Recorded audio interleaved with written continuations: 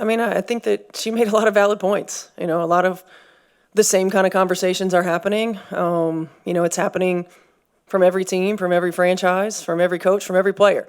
And I think at some point there has to be some accountability.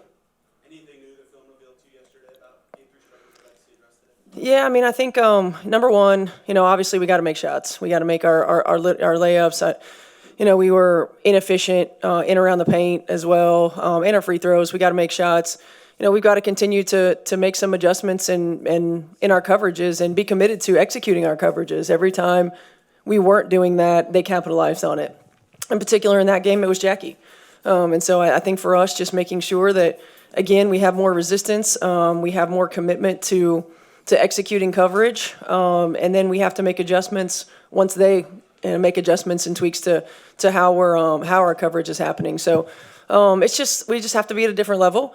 I still felt really good about where we were at various points in the ball game, and it just comes down to players making plays. Yep. You've been in a back against the wall situation just last round where you had to win 2 games in a row. Just what's the mindset kind of going into this game? No, I mean, it's desperation. And it's not a reckless desperation. It's just a desperation in terms of the urgency that you have to play with. We have been in these situations. We've been in lots of different situations throughout the course of the season. And our players understand what we have to do. We have to leave it all out on the floor.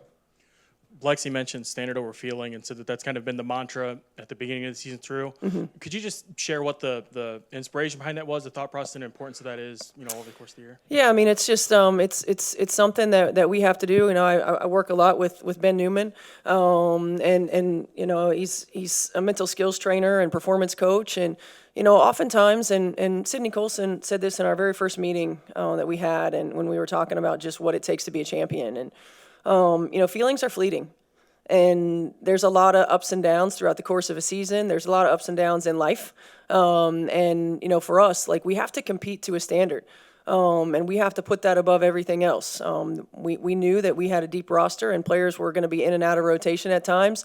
Well, we got to compete for the we. We got to compete to the standard no matter what. We know that you're going to go through ebbs and flows in terms of shots falling and not falling. Well, we got to compete to the standard no matter what. We can't let that affect everything else. And I just think for us, it's a mentality that we're trying to really embrace and make sure that we can continue to put our best foot forward. Steph, I think it was Aaliyah that was saying the other day she thinks this group plays best when they're playing free. Mm-hmm. In a game like this, what is the balance, I guess, of playing with urgency and desperation but not playing like you're feeling the pressure and that it's going to kind of get to you and work against you? Yeah, I mean, I think there's a difference in urgency and in hesitancy, right? Like we got to have a sense of urgency in that we can't get beat to loose balls, that we have to be committed to boxing out every possession. We have to be committed to being great screen setters, all of those things that you can control that make big differences, that are playing in the margins, so to speak. But we need to play free in that, look, there's not a lot of pressure on us. We have to come out and we got to take our open shots. I felt like there were multiple times where we didn't even look at the rim. I feel like we've got to play with confidence and understand that we've earned the right to be here, and go out and compete at a high level. And when you leave everything on the floor, when you control the things that you can control, you can always be proud of whatever happens. Hey, Coach. There. First, happy birthday to your son. Thank you. Many Pacers players were in the building last time. The Colts players are repping a Fever jersey and gear. What does it mean to you, this support?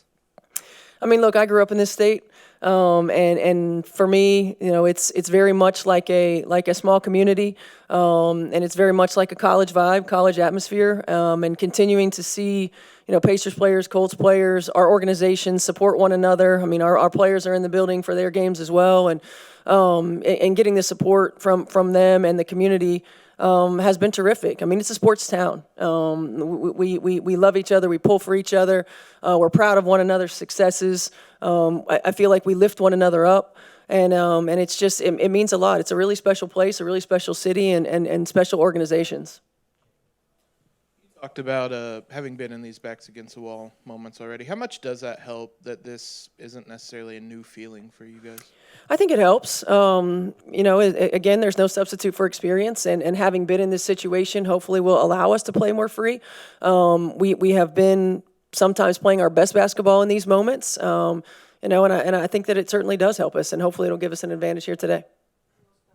Steph, what more do you need for your point guard position out of today? We got to get production. I mean, we've got to get downhill. We got to make sure, whether it's the ability to create for herself or for her teammates, Shay knocking down shots, making sure that we're getting high quality, high percentage looks from everybody else, and setting the tone on the defensive end.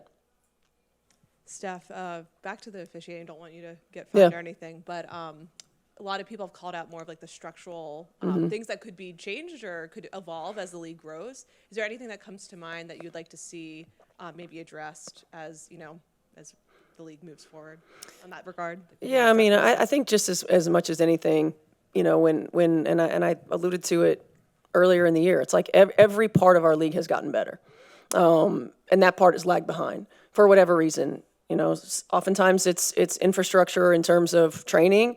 Oftentimes it's financial, right? And it's really investing in who we have as officials. And sometimes it's manpower. Like who's coming into the program? How do we get them to stick around? How do we keep them growing and getting better? Do we have more resources to support them? Do we have more resources to help, whether it's something like a replay center and we're not here? And those are conversations that continue to be ongoing. But I think to reiterate the fact that our players in this league deserve growth in that area as well is important. But ultimately, we all know that when you are trying to invest in an area of business or of sport or whatever, it comes down to resources and providing the right resources and having many resources as possible for success in those areas, I think is important.